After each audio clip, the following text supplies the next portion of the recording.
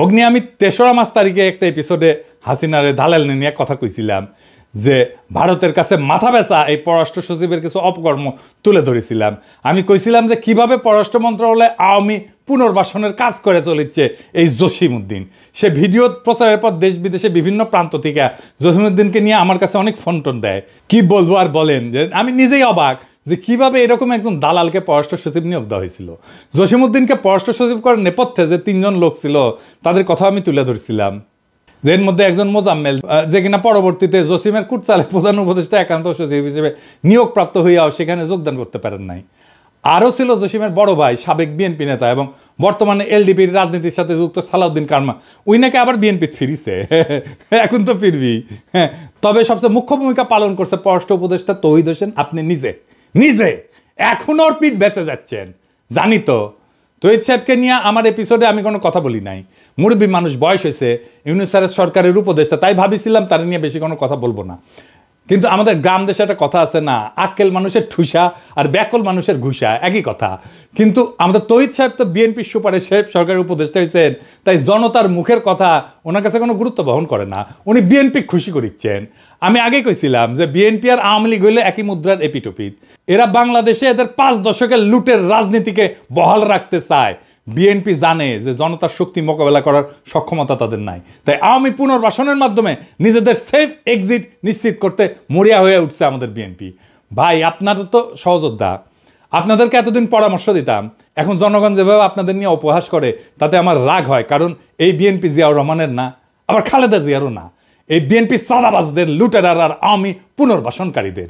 এত কথা বললাম কারণ এই জসিমকে তার পদে রাখার জন্য এখন মরিয়া হয়ে উঠছেন আমাদের তৌহিদ সাহেব, যারা বিএনপি রিকমেন্ড করছিল পররাষ্ট্র উপদেষ্টা হিসাবে। একজন ভারতের দালালকে রক্ষা করার জন্য আমাদের পররাষ্ট্র উপদেষ্টা এত চেষ্টা কেন? কি তার উদ্দেশ্য? এতে বিএনপি আর আওয়ামী লীগের কি লাভ? আর কোন কোন আওয়ামী দালালকে লালন পালন করতেছেন আমাদের এই তৌহিদি জসিম সাহেব, তা দেখলেই সব বুঝতে পারবেন। চলেন আল্লাহর নামে শুরু করি, দেখাই দিই সব কিছু।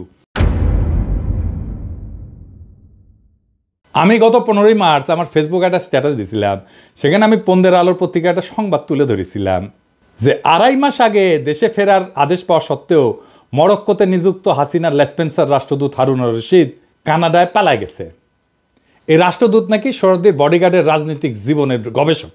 হ্যাঁ, বাংলাদেশের 2 জিনিসের বাম্পার ফলন হয়েছে, এক জাউরার আর এক গবেষকের। দেখি সবাই গবেষক।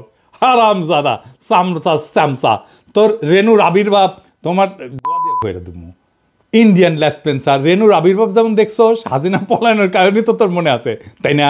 তাইলে তোর পলাইতি না হারামজাদা।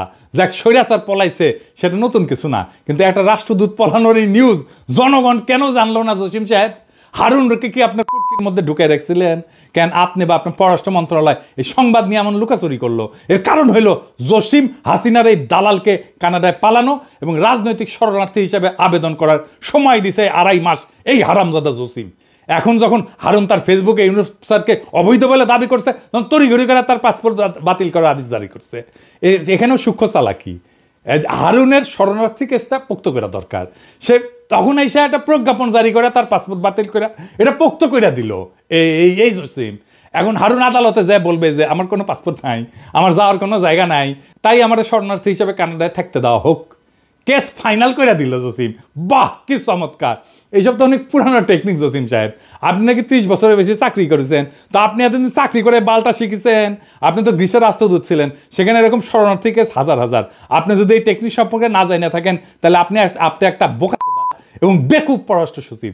আর যদি তা না হন, তাহলে আপনি 2025 সালের সেরা রাষ্ট্রদ্রোহী, যিনি পতিত স্বৈরাচারের এজেন্টকে পালানোয় সহায়তা করছেন এবং তার রাজনৈতিক আশ্রয় পাওয়ায় সহায়তা করছেন।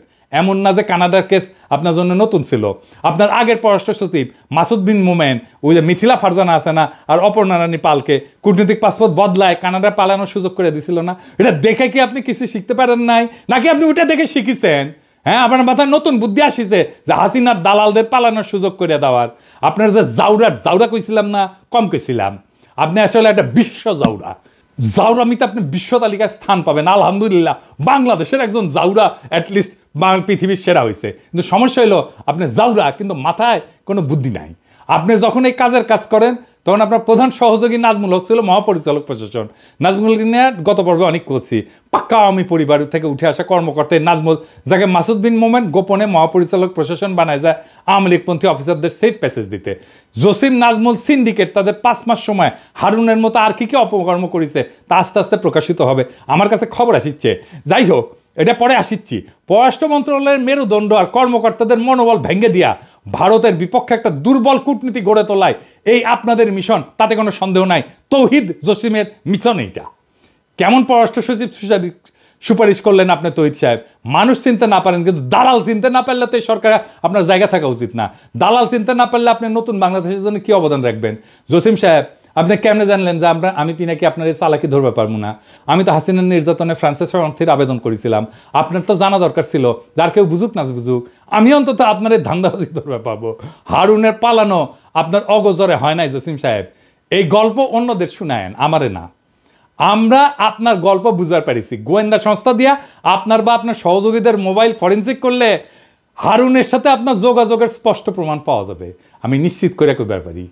তৈরি সাহেব, বিয়া কইরাও থুক্কু দেওয়া যায়, তালাক দেওয়া যায়, কিন্তু আপনি জসিমের মতো এরকম দেশ বেচা বাটপার পররাষ্ট্র সচিব সুপারিশ করে যদি থুক্কু দিতে না পারেন, তালাক দিতে না পারেন, তাহলে আপনাকে নিয়ে আমাদের বিশেষ অনুসন্ধান চালানো প্রয়োজন হবে। অবশ্য মানব জমিন পত্রিকা আপনার নিয়ে ভালোই অনুসন্ধান চালাইতেছে। দেখেন, আপনি কয়দিন আগে নিজেই কি বলেছেন যে আপনি ব্যর্থ।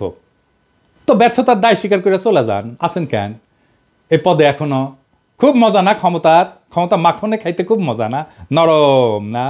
হ্যাঁ, ব্যর্থ হইয়া জনগণের টাকা বেতন নিতে লজ্জা লাগে না তৌহিদ সাহেব আপনার? জসিমের মতো একটা হাসিনার দালালকে কেন আপনি সুপারিশ করেছেন?